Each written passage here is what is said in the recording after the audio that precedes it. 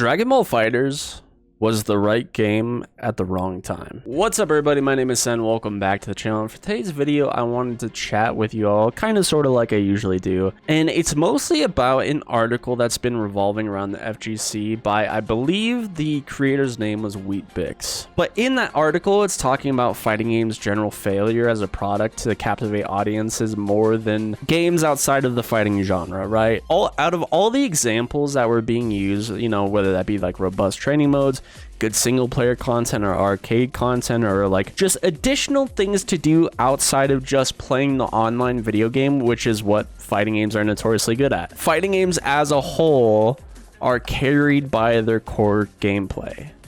Outside of that, you can look at them very much to the case of that there's not much to do outside of play the online video game.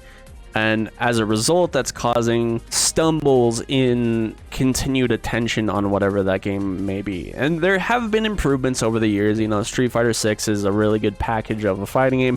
Tekken 8's a pretty good package of a fighting game as well. I've been trying to play a little bit more myself. My Ranger!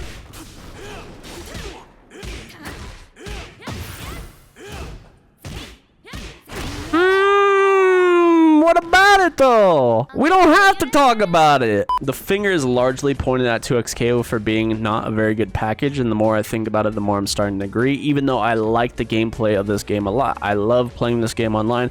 I love the characters. I don't mind that there's easier execution in this game because the neutral and the characters feel good. The combos that I am doing, even though they have the simple inputs, feel good to do. I like the game.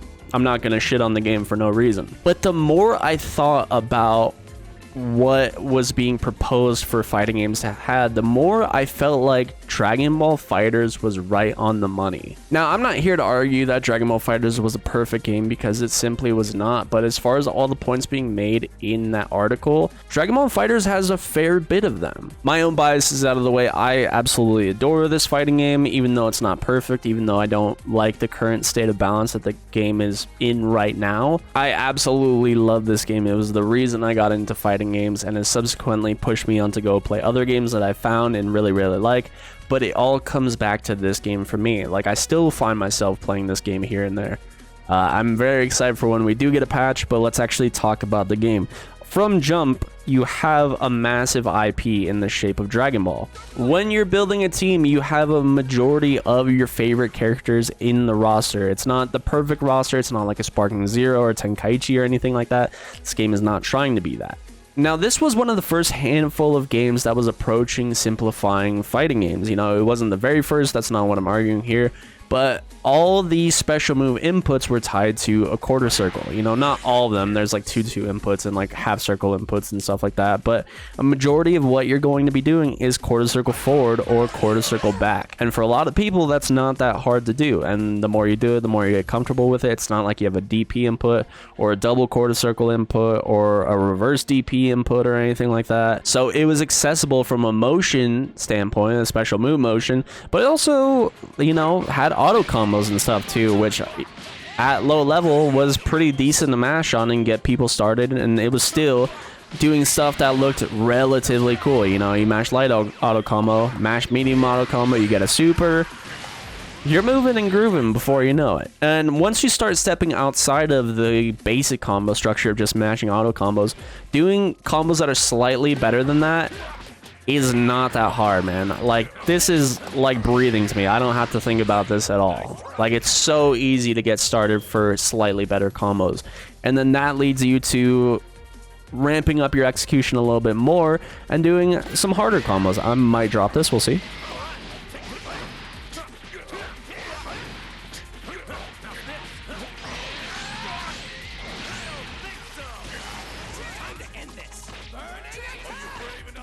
Now, it took some time to get here.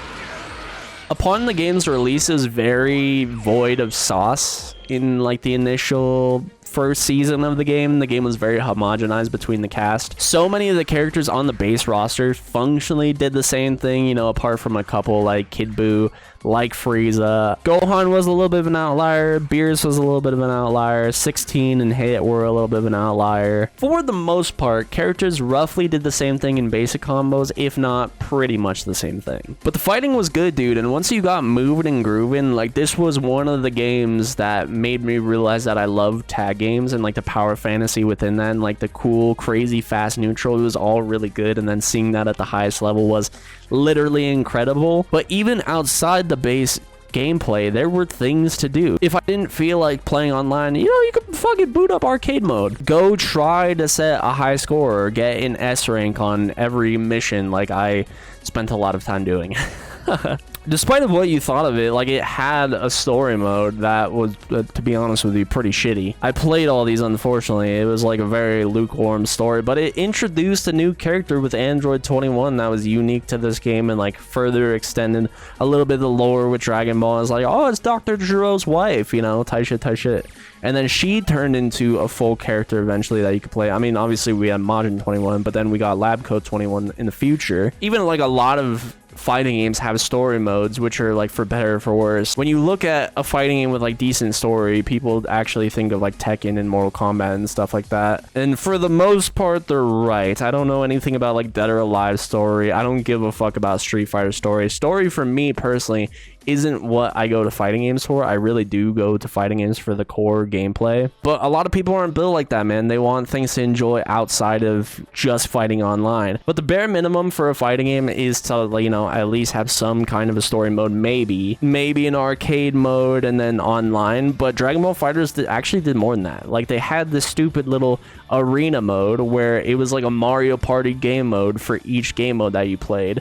I never did this personally, but I knew some people did. It was a party game in Dragon Ball FighterZ. Like, I remember one of them was like, oh, play a full team of all the same character, or swap teams or something like that. Like, it was little conditions on playing the game. But even then, they did stuff outside of that. Like, I remember seeing people do 3v3 games of one player controlling each character on a team, and it was 6 people playing a tag game of Dragon Ball FighterZ. Like I said, you had arcade mode and story mode as well, but they also had a fucking raid boss mode where you and some friends could go online together and fight a crazy hard CPU boss rush raid thing, and it was ridiculous. Essentially, like, the power scaling for these bosses from stages 1 to 7 became crazy fucking hard, and then you could choose to equip items or not use items or whatever. And honestly, like, I was so coded of, like, I just want to play the ranked video game where it's like I kind of regret not playing it. The training mode for this game is not perfect. Like, it's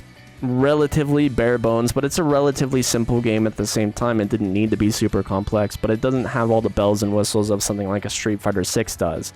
It's good enough to get the job done, but above and beyond that's not great. The biggest things this game was missing out on at the time was rollback netcode, which later that did get changed. We do have rollback now, and crossplay. People hounded for crossplay for forever, and it just never came out. Honestly, it'd be more of a benefit than ever, just because the player base over time has dwindled. It's not the same game that sold 8 million copies, like obviously it is, but you guys know what I mean. It's not at the height of its popularity. So with the remaining player base being able to play each other, that would only be good for the longevity of the game. I've yapped long enough. We could wrap this up with a ranked game. Fuck it.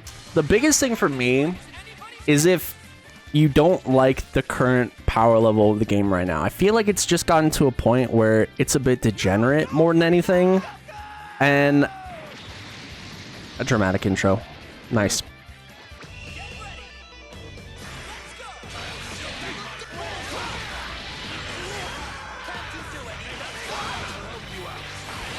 Bug it.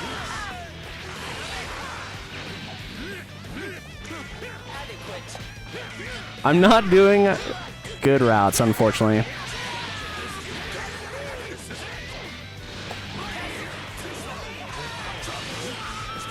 Nice. Ew, what are these combos?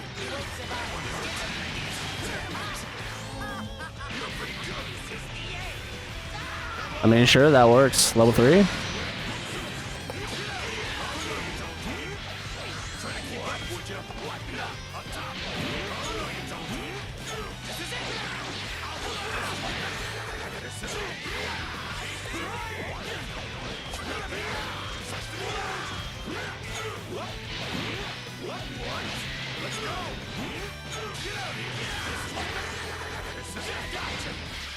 Honestly, I think we level 3. Actually, does this kill? It did kill! Holy shit. By the way, blue combo, we don't have to talk about it. That was a good super dash. Honestly valid. This is so scaled, though.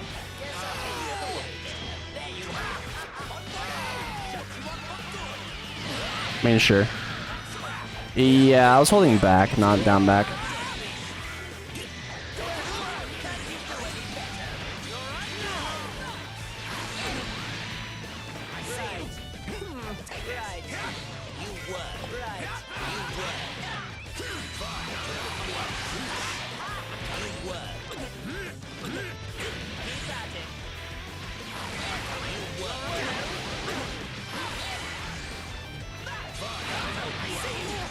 Oh, thank you, Gogeta B, dude.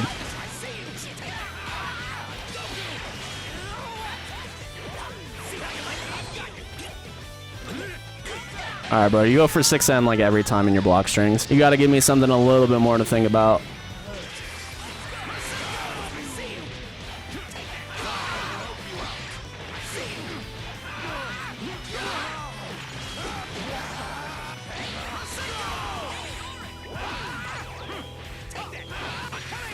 Yeah, you know, I should have known. That's on me.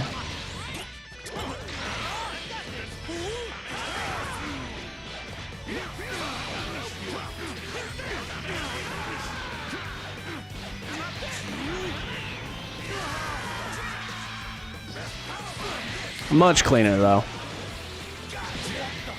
Goodbye. If Dragon Ball FighterZ released today, it would be more... like, as the full package that it is now, like, it would be more of what people would be wanting, and potentially people would flock to it. With that said, though, at the time, people did flock to this game, especially from Marvel Infinite. Like, people, like, Marvel Infinite's not what I'm looking for. I'm gonna go play Dragon Ball FighterZ. A lot of people stuck with the game. There's a reason why it sold 8 million copies. I'm just hoping Marvel Tokon is really gonna show up with something special. Obviously, it's been very divisive about the gameplay. It already looks like the gameplay is evolving from what it was. But if the gameplay can be solid... But now, looking at the parallels here, 2 Juggernaut IPs. You have Dragon Ball, and now you have Marvel. Similar-ish gameplay wise, you know, it's a tag fighter, kind of. You know, we're going to be weaving in and out of our characters a little bit more out of what it seems. They have changed how the assist system works to be more traditional, I think. Yet to be, like, seen. But if they can offer the gameplay being good, the massive IP, and then the things to do outside the game, as negative as I was feeling about my initial impressions of the beta of Marvel Tokon, there's a lot of potential. I really want Marvel Tokon to be good more than anything, because I like having more than just one game to bounce around and look to, because... you know, I could only play one game for so long. I'm not one of those players that hyper focuses on one game. I like to bounce around different fighting games. I just played Tekken 8 yesterday. It was terrible, but I was having fun. I played 2XKO. I just played this. I've been playing Street Fighter 4, 6, Guilty Gear. Like, I jump around from all these different fighting games. I want another fighting game in the rotation, and if I like it enough, that could be my main game. So, here's to hoping for Tokon. I want that game to be good. I want it to succeed more than anything, more than, you know, what people might think I think of the game. If I said I thought Marvel Tokon was bad, I want to be wrong. But if Tokon can look to the formula that this game had and make improvements upon this game as a release of Marvel Tokon is like on the horizon, it could be Dragon Ball FighterZ 2. It could be the new wave of Dragon Ball FighterZ and fighting game fans as a whole. Here's the hoping, man. Thank you all for watching. Remember to keep on fighting and get ready for the next battle. I'll see you guys later. Peace.